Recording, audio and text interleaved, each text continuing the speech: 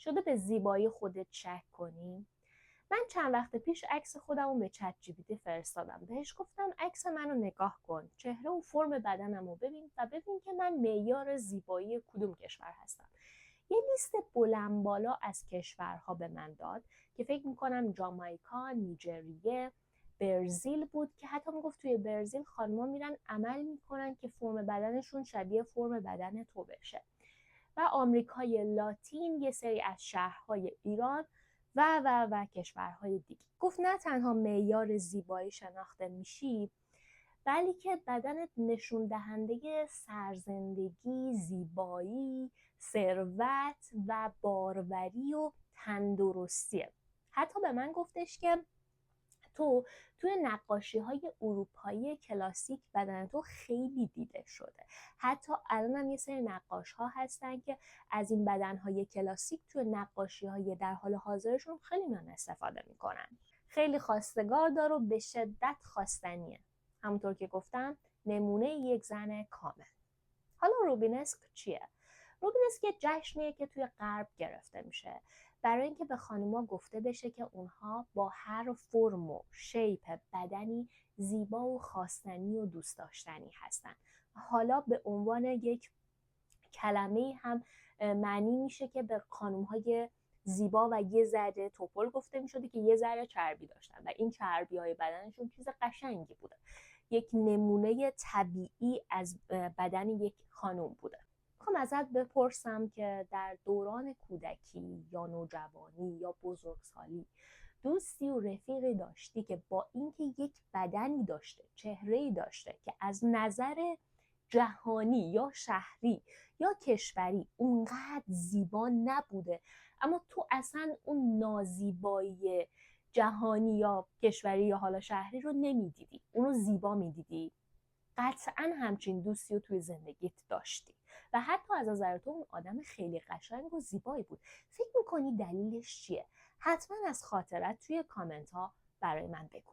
اصلا چطور شد که به خانوما گفتن باید چه فرمی داشته باشن و چه شکلی داشته باشن برای بدنشون؟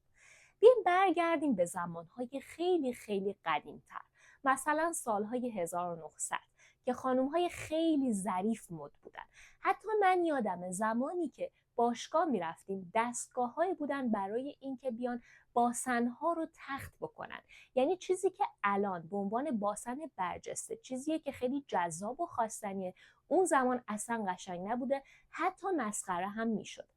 یکم زمان میره جلوتر، در مورد حالا جهان صحبت نمی کنم، توی ایران اینطوری میشه که سینه های برجسته تر نمونه یک اندام خوب برای خانم های ایرانی میشه.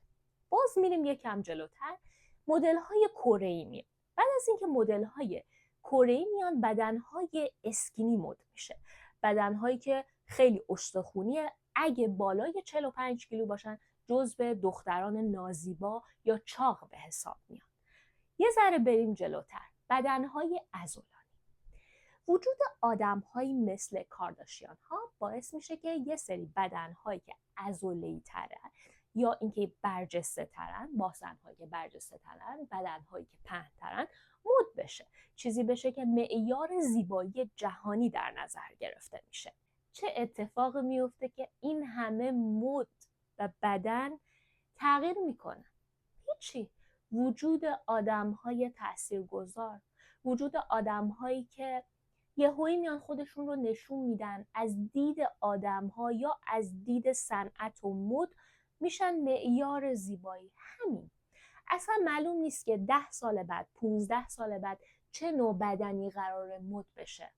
شاید بدنهایی که توپلتر باشه مد بشه، شاید بدنهایی که چربی بیشتری داشته باشن مد بشه، یا شاید هم برعکس. اصلا هیچ چیزی مشخص نیست. خب ما الان چه کاری میتونیم انجام بدیم؟ من یه چیزی میخواستم بهتون بگم. قطعا توی زندگی در تعامل با آدم‌هایی که هستیم امکان داره که با یه سری چیزها شما روبرو بشید. مثلا نظر دادن و کامنت های دیگران، چه توی اینستاگرام، چه توی یوتیوب، چه توی زندگی شخصیتون. این فقط در مورد بدن نیست، در مورد کل زندگیه. خب حالا ما میخوایم فوکوسمون رو بذاریم روی بدن. شما بعد از مدت ها میرید به یک مهمانی دعوت میشید توی اون مهمانی آدم‌ها به جای اینکه بیان از شما تعریف کنن، از مثلا بینی زیباتون، چشمای زیباتون، موهای زیباتون، لباس قشنگتون یا فرم زیبای بدنتون، میان بهتون میگن که به نظرم یه 5-6 کیلویی چاق شدی، 10 کیلو انگار چاق شدی، یا حتی بهت بگن که مثل این که لاغر شدی و بروت بیارن که یه زمانی بدنی داشتی که معیار زیبایی شهری یا حالا هر چیز دیگه ای بوده. خب نبوده. اتفاقی که در شما میفته اینه که امکان داره از اون به بعد چیکار بکنید؟ لباسهایی بپوشید که بخشهایی از بدنتون رو نشون ندید. مثلا اگه فکر میکنید که بازوهایی دارید که بازوهای پری هستن، لباسهایی بپوشید که بازوهاتون رو بپوشونه. یا امکان داره از لباسهای مشکی استفاده بکنید. اگه سینه‌های خیلی پری داشته باشید، احتمالاً سعی میکنید از لباسهای یکسره استفاده کنید که دیده نشه.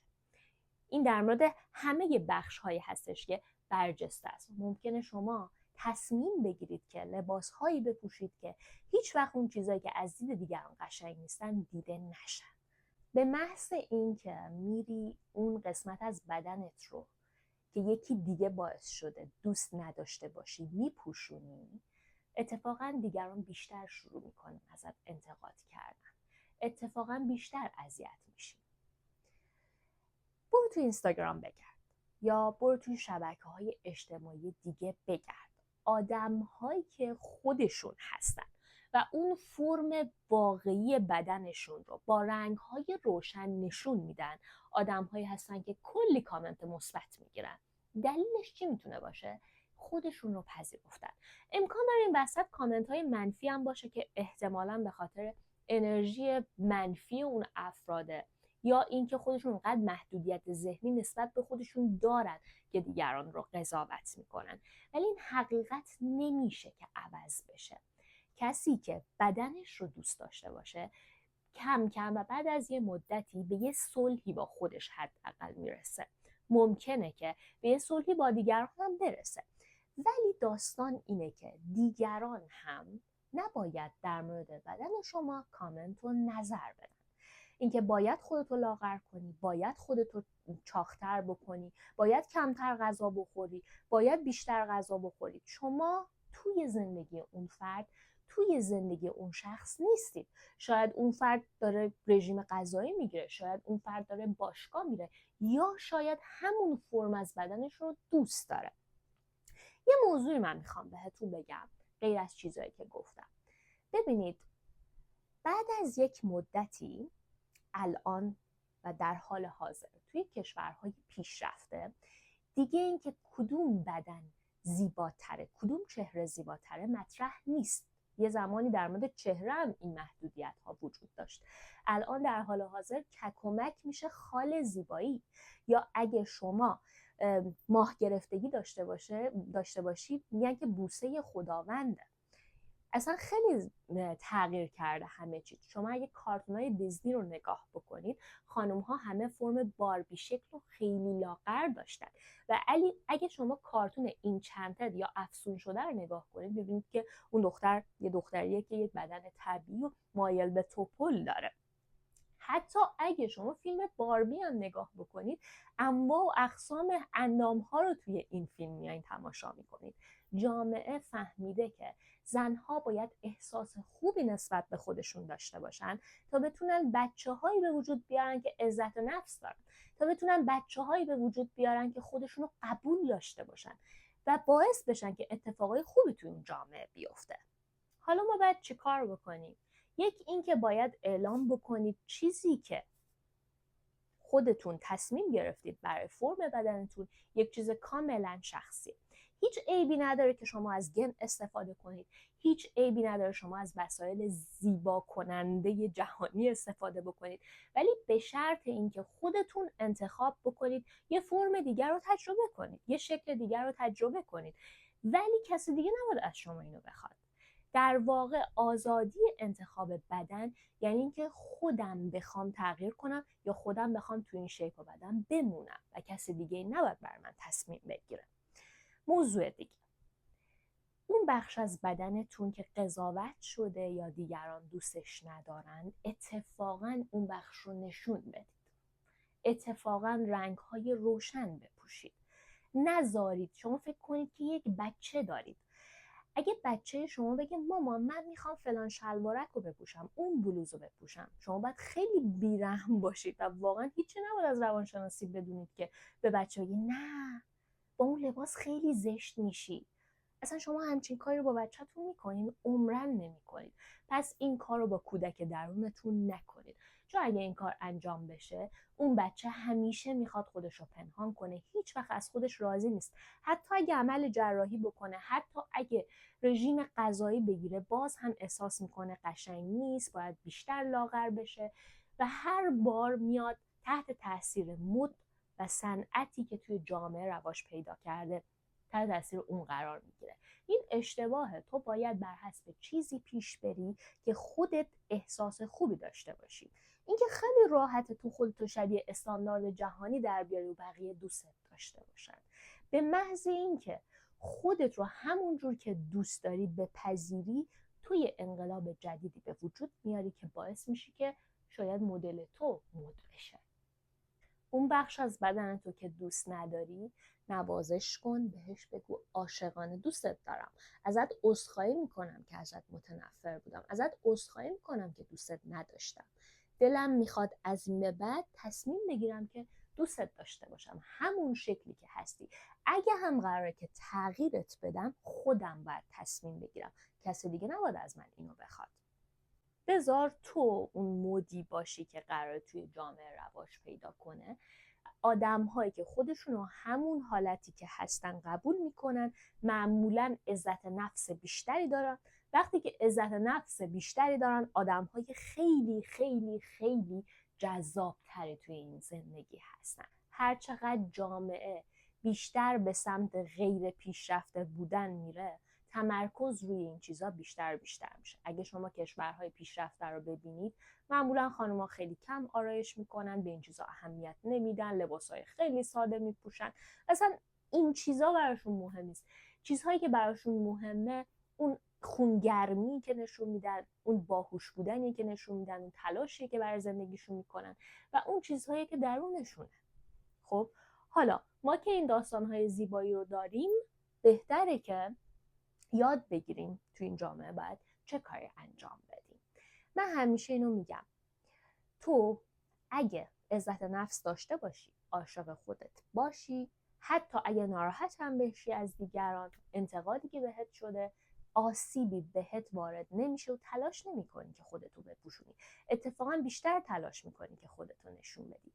قشنگترین زیبایی عزت نفسته. موضوع دیگه اینه که هیچ کسی نیست که زیبا نباشه. آدم‌ها فقط زیباییشون با هم دیگه متفاوته. همینو بس. اگه اون قسمت از بدن تو که دوست نداری نمیتونی بهش عشق بدی، از جاهایی از بدنت شروع کن به تشکر کردن و دیدنشون که دوستشون داری. بعد برو سراغ اون بخشی از بدنت که خوشت نمیاد. روزی روزگاری در سرزمینی دور، خیاطی بود که پارچه نمی‌برید بلکه آینه می‌دوخت. اون برای همه آینه‌ای می‌ساخت که بدنشون رو همون جوری که هست با عشق و احترام نشون میداد. روزی دختری اومد با شونه‌های گرد، رون‌های درشت و با قلبی پر از خجالت. گفت دلم میخواد لباسی داشته باشم که بدنم رو شبیه اونایی نشون بده که تو قاب تلویزیونن، همونایی که همه تشویقشون رو میکنن و میگن خیلی خوشگلن. خیاط ساکت شد، لبخند زد، گفت خورده باید صبر کنیم. بعد میره توی کارگاهش، آینه این دختر رو میسازه و براش میاره. بهش میگه که ازت میخوام خودت توی این آینه نگاه کنی، ولی این آینه با آینه های دیگه فرق میکنه. دختره گفت چه فرقی میکنه؟ گفت این آینه دقیقاً بدن تو همون جور که هست بهت نشون میده، ولی این بار با عشق نشون میده. دختر با آینه نگاه کرد. اول چهرهش در هم رفت، بعد قطره‌های اشک از چشاش اومد پایین. گفت این منم؟ بدون مقایسه، بدون کاش. خیاط گفت دقیقاً توی نسخه دیگری نیستی. از الگوهای دیگران هم استفاده نمی‌کنی. خودتی، خودت با ارزشه. دختر با خودش گفت من میرم فردا میام، فردا لباسی رو انتخاب میکنم که خودم رو خوشحال بکنه نه دیگرانو. وقتی داشت به خونه برمیگشت گفت از فردا به جای کم کردن خودم دوست داشتن خودم زیاد میکنم، با قلبی سبکبال، با یه حس خیلی خوب به سمت خودم. وقتی با دید عشق به خودمون نگاه میکنیم دیگه مجبور نیستیم که با دید دیگران به خودمون نگاه بکنیم، چون ما خودمون خالق اون زیبایی هستیم. برو جلوی آینه خودتو با دقت ببین، تمام قسمت‌های بدنتو عاشقانه دوست داشته باش. اگر از داستانا و از این ویدیو خوشت اومد لایک و سابسکرایب یادت نره.